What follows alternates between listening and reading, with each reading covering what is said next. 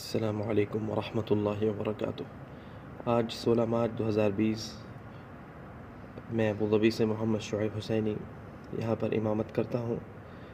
آج یہاں پر کل سے صبح کی فجر کی نماز سے ساری مساجد کو بند کرنے کا اعلان کیا ہے۔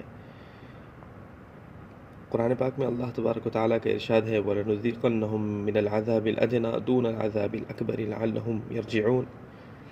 قیامت کے دن سے پہلے اللہ تبارک و تعالیٰ اس دنیا میں کسی نہ کسی ذریعے سے چھوٹے عذابات سے اللہ تعالیٰ ہم لوگ کو آگاہ کرتے رہیں گے تاکہ ہم باز آ جائیں۔ میرے دوستوں، آج یہ بہت افسوس کا مقام ہے کہ اللہ تبارک و تعالیٰ اپنے گھر میں بلانے سے بھی ہم کو روک رہا ہے۔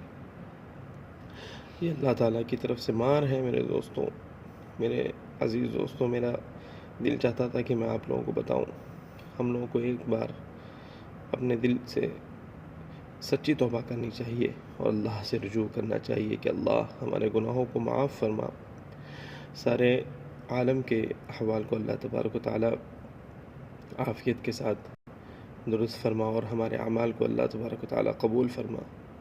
بہت ہی افسوس خبر ہے میرے دوستوں، اور ایک قرآن پاک کی آیت سے بہت ڈر لگتا ہے وَقَلِيلٌ مِّنَ الْآخِرِينَ۔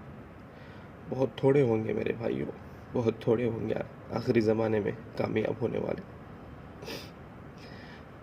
لہٰذا میں چاہتا تھا کہ آپ لوگوں کو یہ بات بتاؤں اور متوجہ کروں کہ اللہ تعالیٰ کی طرف متوجہ ہو، ہماری تنہائیوں میں اللہ سے مانگے، ہمارے اعمال کو